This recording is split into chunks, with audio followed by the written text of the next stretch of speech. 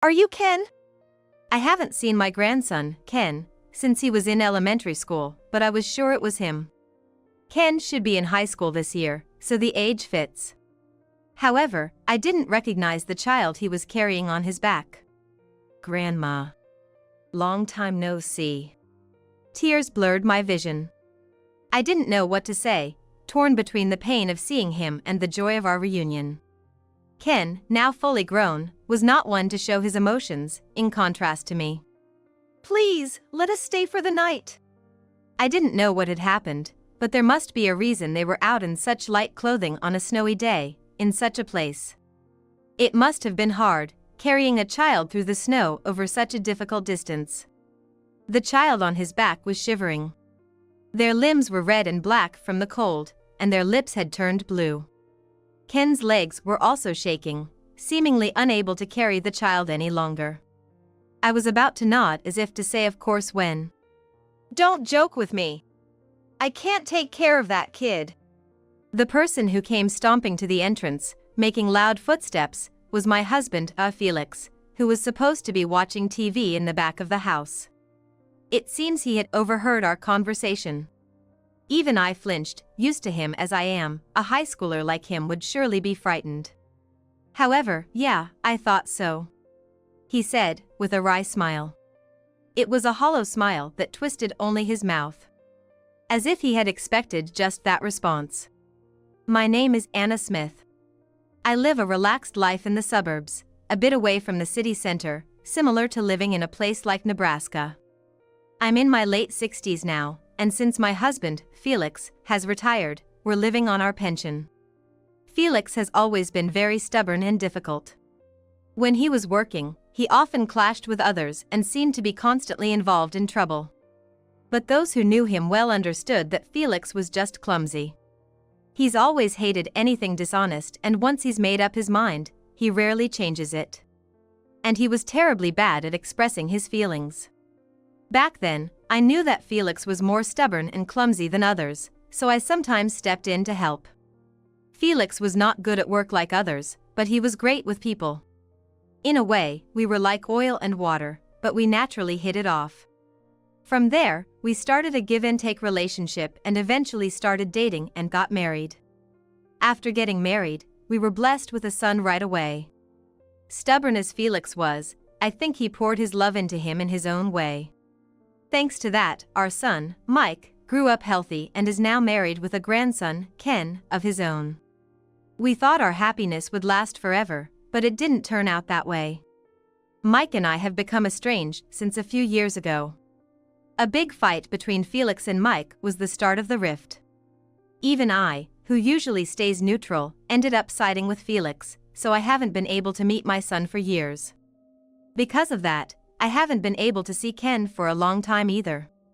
It's heartbreaking not to see my first grandchild, whom I adored, but it seems there's nothing I can do.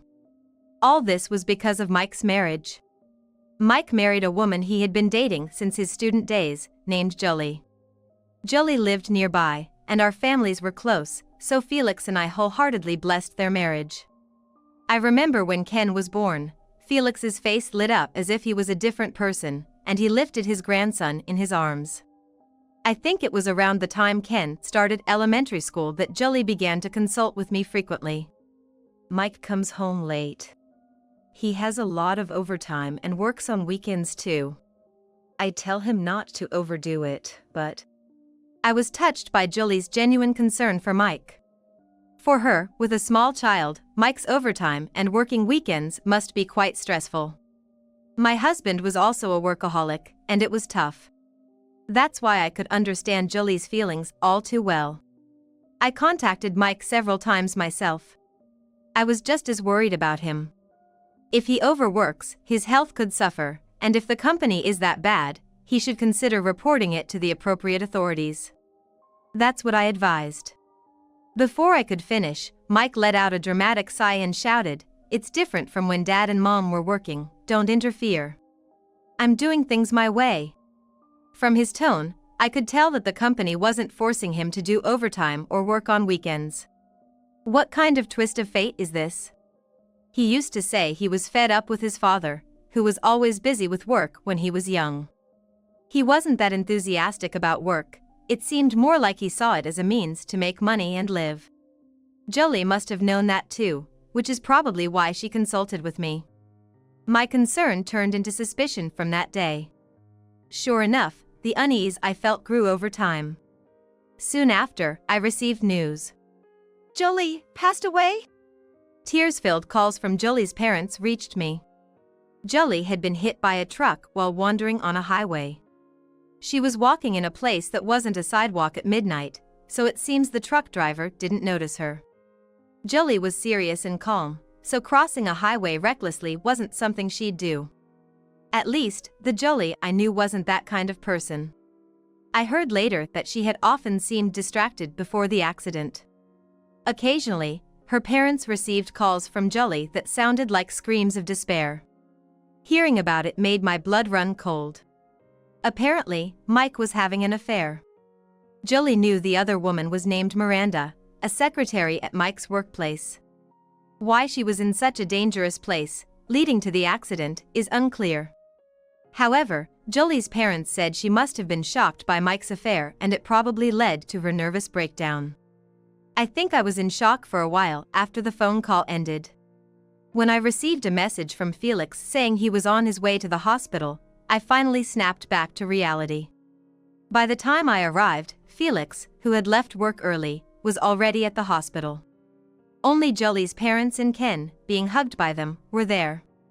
Of course, the first to be contacted about the accident was supposed to be her husband, Mike, but they couldn't get through to him.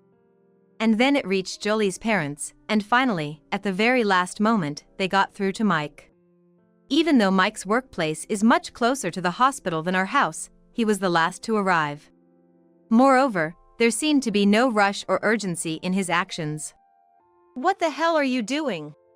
Hearing about Mike's behavior and the affair, Felix angrily confronted his son upon arrival. I had never seen such intense anger before. Yet, Ken was defiant. "I did have an affair. But Jolie's death was an accident, right? It's not my fault. And the affair was not my fault, it was Jolie's fault." He said the root cause was that Jolie stopped paying attention to him after Ken was born. Once a child is born, parenting should come first. But for Mike, who had always been the priority in the family as an only child, he couldn't accept that someone else was getting prioritized. Even if it was his own son. That's why Mike couldn't prioritize his son in his life, leading Ken to not be very attached to him. It was a vicious cycle that made him feel like he didn't belong at home. He shouted in front of the late Jolie's parents that her nervous breakdown was her own fault. Those irresponsible words made Jolie's parents break down in tears, and Felix was a step away from laying hands on Mike. All I could do was stop them and try to comfort Ken, who started crying even harder at the sight of the adult's behavior. At that moment, I could see the situation with my son and felt a wave of helplessness, almost bringing me to tears. This created a definitive rift between us and Mike. Ken appealed for either Jolie's parents or us to take him in, but Mike wouldn't budge. Though Mike confessed to the affair at the hospital, there was no further evidence, and the confession wasn't recorded, so his affair was never proven. I was unbearably worried about Mike's selfish behavior. So, hoping to be of some help, I discreetly passed Ken a piece of paper with a map to our house and our contact information. The walk from their house to ours was a bit far, but it was better than nothing. If nothing else, it was fine. That was how we parted ways. Years later, I heard through the grapevine that Mike had remarried a woman named Miranda. I heard Miranda was about 10 years younger than Mike. There were rumors that she knew Mike was married when they started dating. I was worried about Ken's situation. I visited Mike's house a few times alone, but it was always dark inside, and no one ever answered the doorbell. After several attempts, I had to give up, fearing I might be reported as a suspicious person. It's been years since I last saw Ken. Despite these old memories frequently coming to mind, life goes on. Even now, I think of Ken as I sip my hot chocolate. He used to enjoy the hot chocolate I made for him. I wonder how he's grown, how his life and family relationships are. All I can do is worry. While bringing my mug to my lips, I look outside. Today, a cold wave has hit our region, and the view from the window is uniformly white. The surroundings are already enveloped in night, and it's extremely cold. Tomorrow morning, we'll definitely need to shovel snow. Honey, it looks like we're gonna need to shovel snow tomorrow morning. I was about to discuss tomorrow morning's snow shoveling with Felix, who was watching TV. Then the doorbell rang. Felix and I looked at each other. We had no idea who would visit our house on such a snowy night. With a bit of fear, I opened the sliding door to the entrance, and there stood a high school-aged boy, carrying a small child on his back. I couldn't help but stare at their unusual appearance. The boy was in a slightly wrinkled white shirt with just the top of a jacket and worn sweatpants. The small child was wearing a shirt with a thin hoodie and shorts.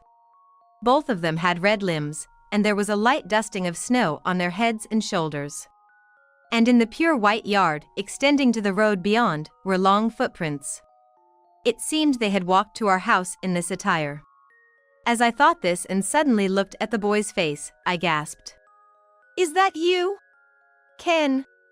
I hadn't seen Ken since he was in elementary school, but I was certain.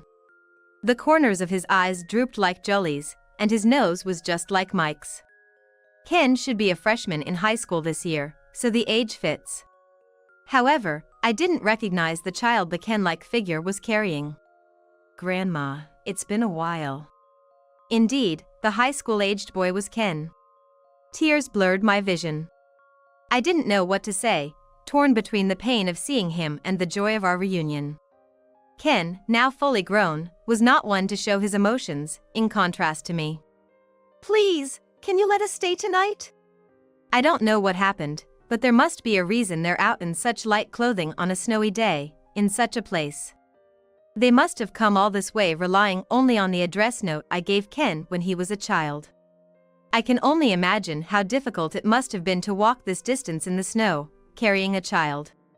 I was about to nod as if to say of course when. "Don't be ridiculous. I can't take care of that kid." Stomping into the entrance with loud footsteps was Felix, who was supposed to be watching TV in the back of the house. Apparently, he had been listening to our conversation. Seeing Felix get angry for the first time in a while, I froze too. If even I, who have been with him so long, flinched, the high schooler must have been terrified. I looked worriedly at Ken and the child. But Ken, unfazed by Felix's demeanor, muttered softly, looking down. "Yeah, I figured as much," he said, with a wry smile. It was a hollow smile that twisted only his mouth. As if this was exactly what he had expected, I felt anger towards Felix for making his grandson show such an expression.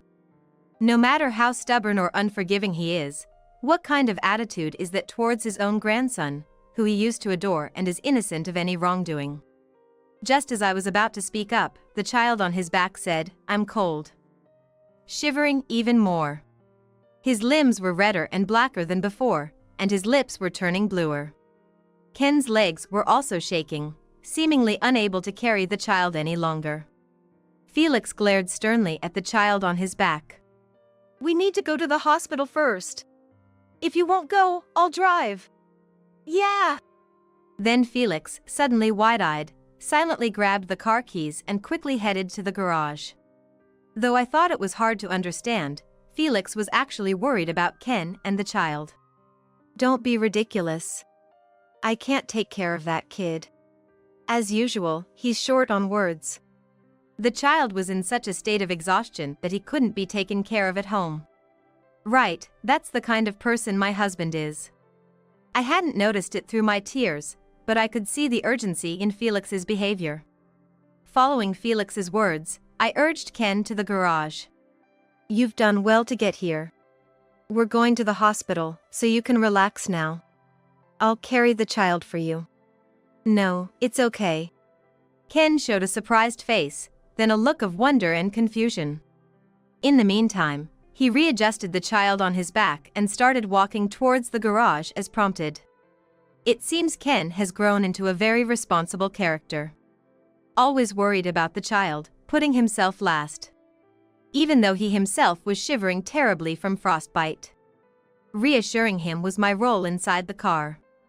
Afterward, we found a hospital that was open at night, and Ken and the small child were immediately seen by a doctor. The doctor told us they were suffering from frostbite and malnutrition. Fortunately, because we brought them to the hospital right away, their lives were not in danger. I breathed a sigh of relief. While Ken and the child were being treated in the warm hospital, Felix wasn't his usual self. He asked the doctor in detail about their condition, held their hands so they wouldn't be afraid, and visibly worried. Where had his usual gruff exterior gone? While glancing at his face, I waited for Ken and the child to recover. A few hours later, after receiving 4 drips, Ken and the child were able to join us on the journey home before dawn. In the car on the way back, I asked Ken about the small child he had been carrying. When filling out the forms at the hospital, Ken had written the child's name as Eric. He was 5 years old. As expected, Ken's answer confirmed my suspicions. Eric is his half-brother. Which means, to Felix and me, he's another grandchild. Nervously, I asked about how they had been living up to now. Their thin clothing in winter told the whole story, but I had to ask. As expected, Ken said they were treated coldly by Miranda, the new wife, because Eric was the child of the previous wife.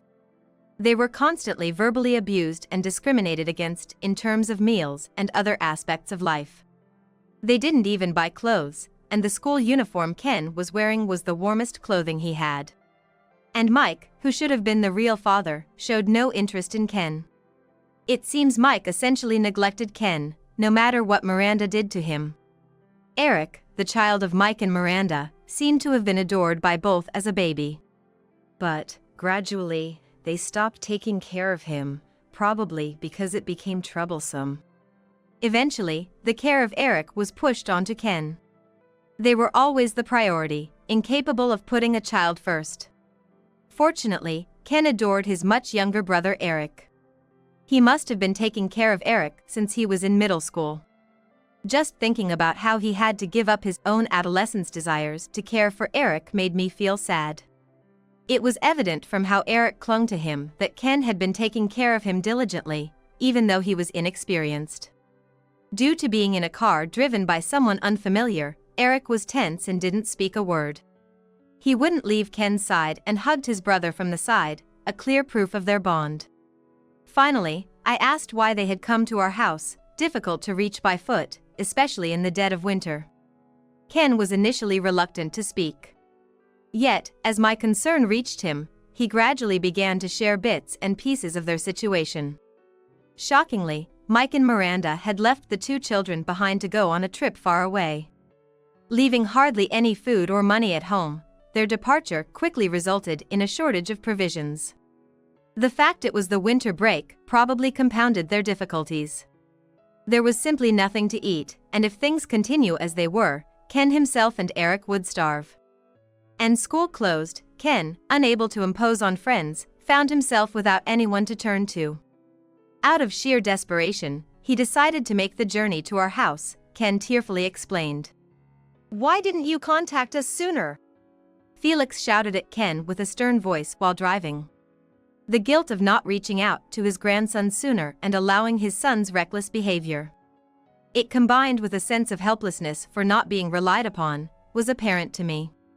However, understanding this required being familiar with Felix for a long time. "There's no need to talk like that. Ken, Eric. I'm so glad you relied on us in the end." To Ken and Eric, who had little interaction with him, their grandfather might only seem frightening. Concerned they might be scared, I reassured them, but there was no fear in their faces. Perhaps they could sense Felix's deep worry for Ken and Eric back at the hospital. "I've thought about contacting you many times, but I was worried about what my mom had said. I just couldn't find the courage to do it." Ken started explaining, looking guilty, why he hadn't been able to rely on us until now. After Mike remarried, Miranda frequently yelled at him, saying, "You are not loved by your grandparents. Kids like you are a nuisance everywhere, so you better not think about relying on them." At first, I thought it was a lie. The grandparents in my memories were always kind. But, being told repeatedly, he came to believe it was the truth. I had memories of being adored when I was younger, and I couldn't believe that grandparents who had been so good to me would hate me. Now, I can think that way. Yet, until recently, he murmured that he somehow believed he was not loved. It seems Miranda had manipulated him not to seek help from me or Felix. That's why you laughed when Grandpa yelled, right? Ken nodded. When Felix yelled at the entrance, Ken's smirk was because he felt empty, as what his stepmother Miranda had said seemed to come true.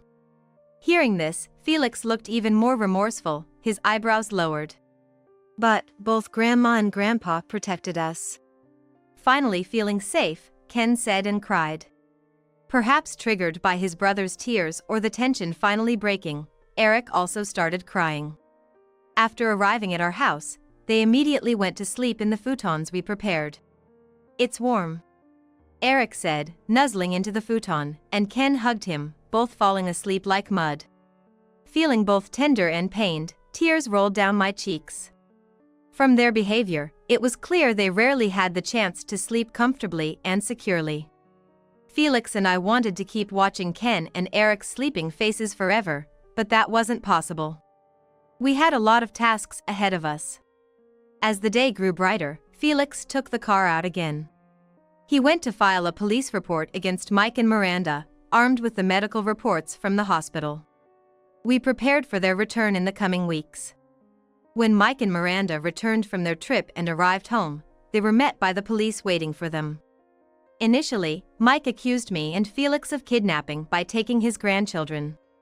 Even when presented with evidence, he continued to claim so.